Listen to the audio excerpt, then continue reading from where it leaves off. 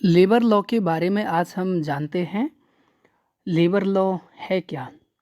देखिए 2005 में इसे अलग-अलग लॉ को मिलाकर बना दिया गया था और जिसमें ट्रेड यूनियन 1919 था, फिर डिस्प्यूट एक्ट 1947 था, फिर लेबर लॉ 1948 मर्ज करके बनाया गया।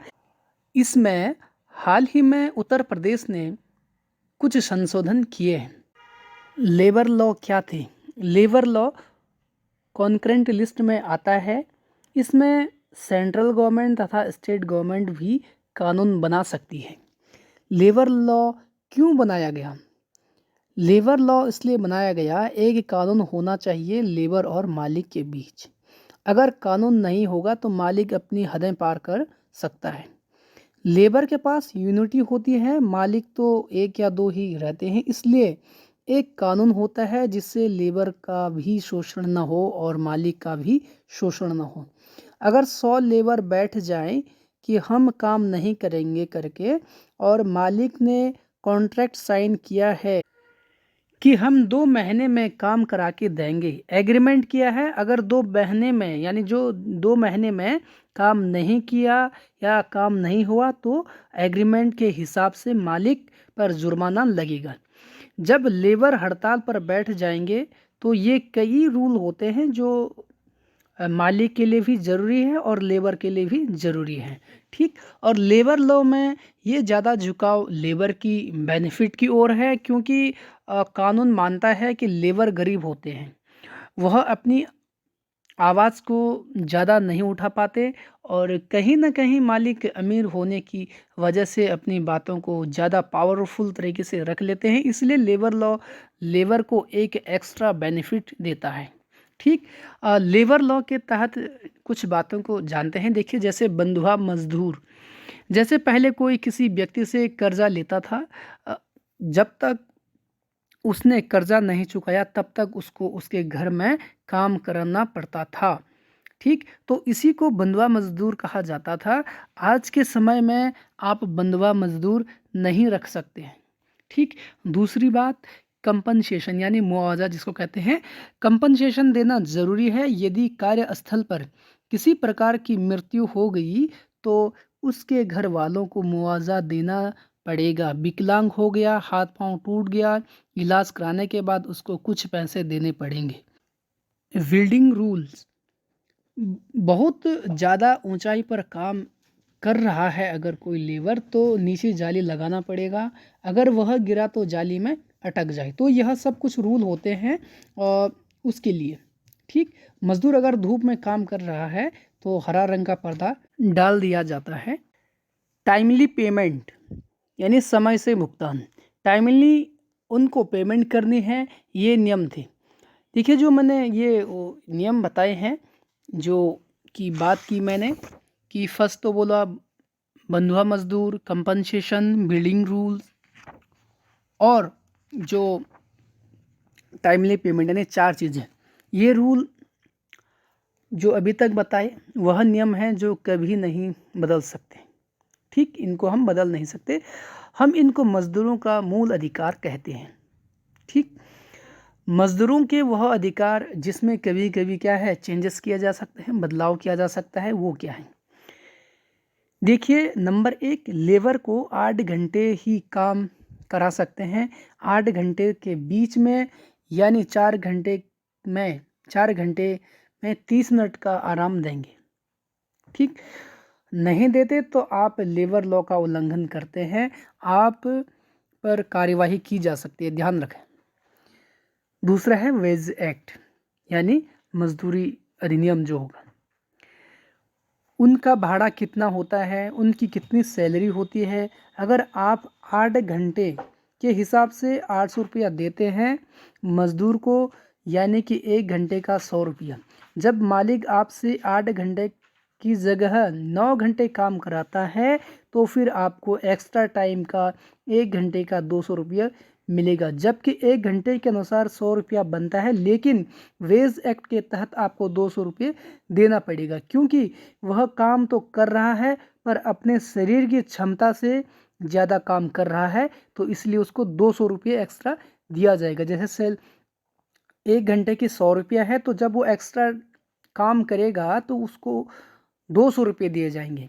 ठीक, अब हम बात करते हैं मैटरनिटी कहते हैं इसको। अगर कोई गर्भवती महिला है, उससे जोखिम भरा काम नहीं करा सकते।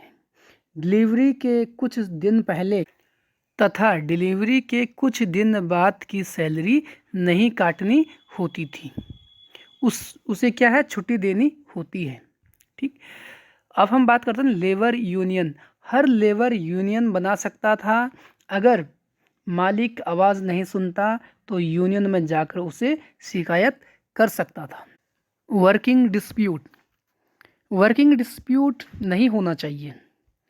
काम के लिए बुलाया, किसी और काम के लिए काम करा रहे हैं, कुछ और ये नहीं होना चाहिए। यानी कि जो काम के लिए, जिस काम के लिए आपको बुलाया गया है, काम वही होना चाहिए, यानी दूसरा काम नहीं होना चाहिए। ठीक, बेटर वर्क प्लेस, काम करने के लिए अच्छा जगह देना चाहिए उनको।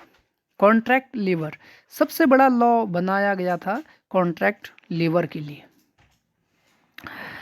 लेबर दो तरीके के होते हैं, एक परमानेंट होता है, एक कॉन्ट्रैक्ट होता है। पहले यह होता था कि लेबर कॉन्ट्रैक्ट किसी के पास होता था, वह मालिक को लेबर उपलब्ध कराता था। अब जो बीच का व्यक्ति होता था, कुछ पैसे खा लेता था, जिसमें कि मजदूरों का शोषण होता था। लेकिन अब इसमें संशोधन करके कहा गया है कि डायरेक्ट मालिक मजदूरों से कॉन्ट्रैक्ट करेगा, जिसमें कि मजदूरी करने वाले व्यक्ति को कॉन्ट्रैक्ट साइन करना पड़ेगा कि मैं इस अवधि तक काम करूंगा। अगर साइन कर दिया तो कोर्ट भी उनकी बात नहीं सुनेगी, क्योंकि आपने इस अवधि तक के कॉन्ट्रैक्ट साइन किया हुआ है।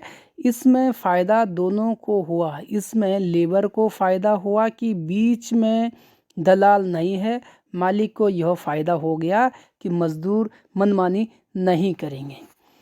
इक्वल पेमेंट, इसमें यह फ़ायदा है कि जो मज़दूर कॉन्ट्रैक्ट बेस पर हैं तथा जो मज़दूर टेम्परेरी बेस पर, दोनों को सैलरी इक्वल मिलेगी। सेम फॉर ऑल, इसमें जो मज़दूर कॉन्ट्रैक्ट बेस पर थे तथा जो टेम्परेरी बेस पर हैं, सभी के लिए समान प्रोविज़न थे। हटाने से पहले गवर्नमेंट, देखिए, अगर लेबर लॉ, यानी जो अगर लेबर को हटाना है तो गवर्नमेंट को इन्फॉर्म करना होता है। जिन फैक्ट्री में 100 से ज़्यादा व्यक्ति हैं, ये लेबर लॉ उन पर लगता है। ध्यान रखें इस बात को। सॉल्व डिस्प्यूट ईजली, जो भी डिस्प्यूट थे कंपनी व लेबर के बीच, किसी मांग को लेकर झगड़ा हो जाता है, बैठकर सॉल्व कर लेना, ये बात सारे लेबर लॉ में थी।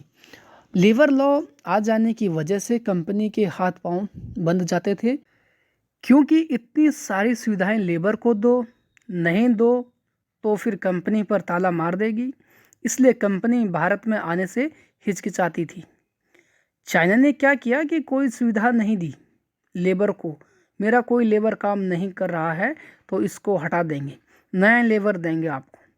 यानी चाइना ने, ज़्यादातर चाइनीज़ गवर्नमेंट केवल फैक्ट्री के बारे में सोचती थी।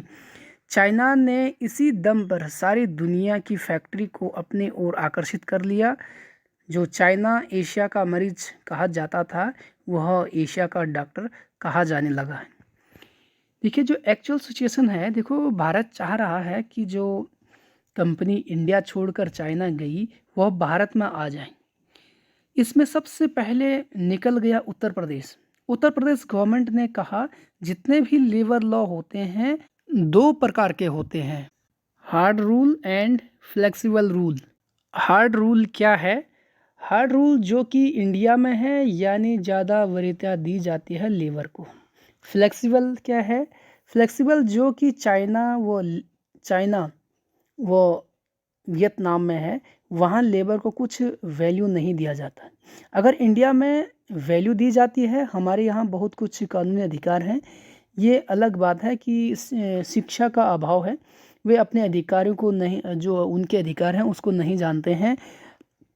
तो यूपी गवर्नमेंट ने कहा कि हम 3 साल के लिए लेबर लॉ को ख़त्म कर रहे हैं। बंधुआ मजदूर लागू रहेगा, कंपनसेशन लागू रहेगा, बिल्डिंग रूल लागू रहेगा, टाइमली पेमेंट लागू रहेगा और बाकी जितने अधिकार हैं उन्हें हम ख़त्म कर रहे हैं। सबसे पहले यूपी सरकार ने ख़त्म किया। यह कंपनी को भारत में बुलाने का सबसे अच्छा तरीका है। तो हमने आज बेसिक जानकारियाँ प्राप्त की लेबर लॉ के बारे में।